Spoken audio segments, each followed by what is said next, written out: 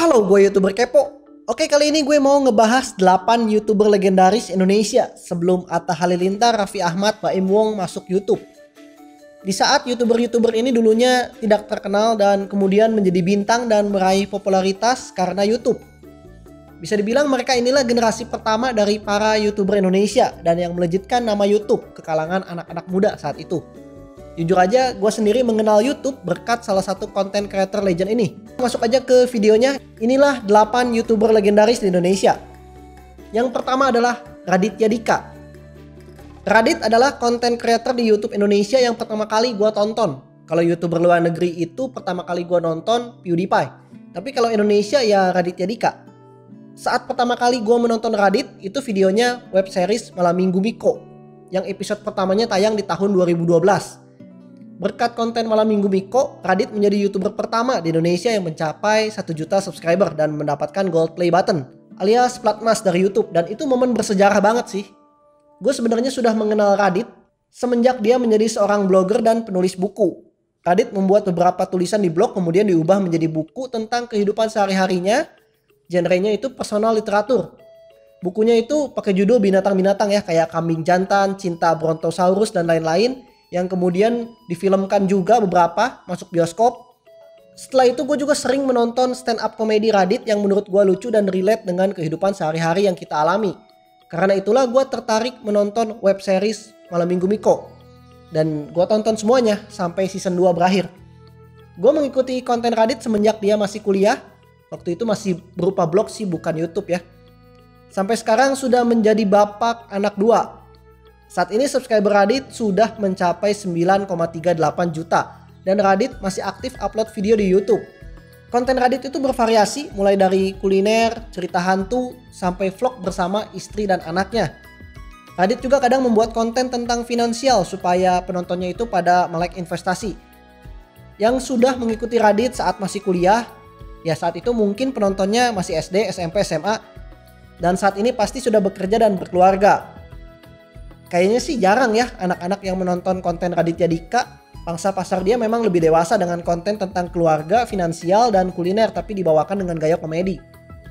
Dan gue sampai saat ini masih sering menonton kontennya Radit.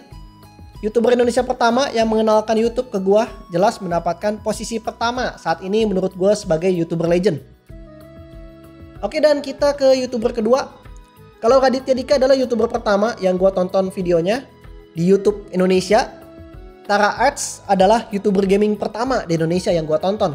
Dari dulu sampai sekarang gue masih sering nonton video YouTube-nya.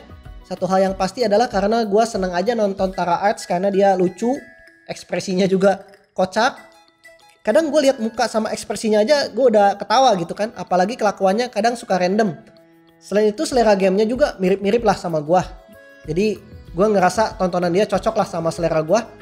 Dan gue udah ngikutin Tara Arts ini dari zaman dia masih jomblo sampai sekarang udah jadi bapak beranak 1.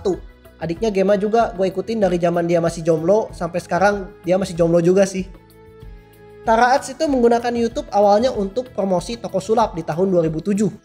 Buset, gue tahun 2007 belum nonton YouTube sih, walaupun gue udah tahu ya ada YouTube. Tapi gue dulu masih banyak nonton TV sebenarnya daripada YouTube di tahun 2007. Dan 4 tahun kemudian di tahun 2011 Tara Arts itu ditawari kerjasama oleh YouTube untuk monetasi channelnya. Sepertinya sih Tara Arts ini adalah YouTuber pertama di Indonesia yang mendapatkan tawaran monetisasi dari YouTube. Koreksi ya kalau gue salah, soalnya ini tahun 2011 loh. Saat itu gue belum nonton YouTube, gue nonton YouTube pertama kali tahun 2012, Malam Minggu Miko. Selain sebagai YouTuber gaming, Tara Arts juga membuat video 3D animasi dan sempat bekerjasama dengan Steven Spielberg untuk mempromosikan film Jurassic Park. Tara Arts juga salah satu YouTuber gaming yang tidak mengikuti arus game trending dan tetap memainkan game-game yang dia suka sampai sekarang. Idealismenya dalam konten game patut diacungi jempol.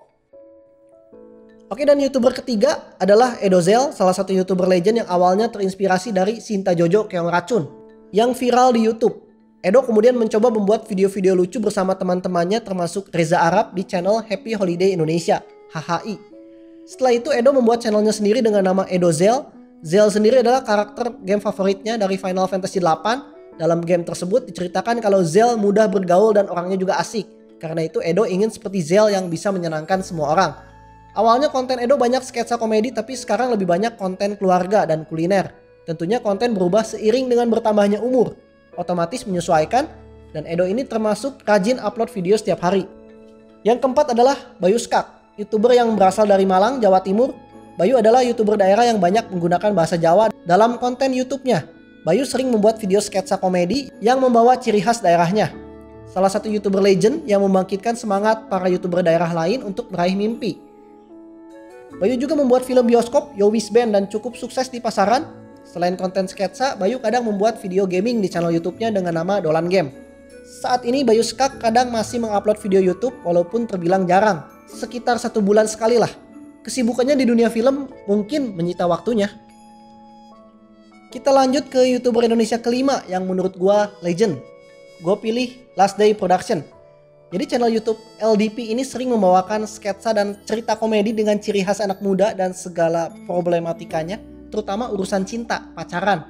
Salah satu member dari LDP yang disebut Guntur pernah menyebut kalau salah satu inspirasi dari channelnya adalah beberapa channel YouTube Singapura tentang sketsa komedi juga, seperti Wah Banana. Guntur memang sempat berkuliah di Singapura dan tertarik untuk membuat channel YouTube dengan genre seperti channel-channel YouTube yang terkenal di Singapura tersebut. Seperti kita tahu di Singapura cukup banyak channel YouTube dengan tema sketsa dan cerita komedi seperti Wah Banana, Ryan Sylvia, Jian Houtan. Kalau di Malaysia itu ada Genie Boy TV, ini juga salah satu inspirasi dari LDP katanya sih. Guntur sempat mengatakan kepada teman-temannya kalau di Indonesia tema seperti ini masih belum ada. Kemudian dia bersama Pau dan yang lain membuat video YouTube sketsa dan film pendek sampai saat ini. Dari YouTube mereka meraih kesuksesan yang mungkin jarang diraih anak muda lainnya. Saat ini mereka masih tetap aktif mengupload video walaupun tidak sesering dulu. YouTuber legend ke-6 pilihan gua adalah Reza Arab Octavian. YouTuber gaming Indonesia yang terkenal karena lucu dengan reaksi toksiknya saat bermain game-game susah seperti Cat Mario. Nama Arab semakin melambung setelah sempat berkolaborasi dengan Young Lex dan Skin Indonesian menyanyikan lagu Ganteng-Ganteng Swag. Reza Arab Octavian gamer ganteng idaman. Arab yang sekarang tentu berbeda dengan yang dulu. Setelah memberikan channelnya kepada Rumah Anyo, Arab membuat channel baru yang berbeda karena sekarang Arab tidak fokus bikin konten dan hanya ingin bersenang-senang streaming di YouTube memainkan game kompetitif kesukaannya, Valorant. Arab salah satu YouTuber legend karena banyak juga YouTuber gaming di Indonesia yang terinspirasi dengan kesuksesannya. Berawal dari seorang MC ulang tahun, kemudian menjadi YouTuber dan sekarang sibuk di grup musik WG, Weird Genius, bersama Eka Gustiwana dan Gerald Liu. Arab juga baru mulai merambah bisnis vape. Arab yang sering ketakutan bermain game horor ini mengaku memang menyukai game, musik, dan anime.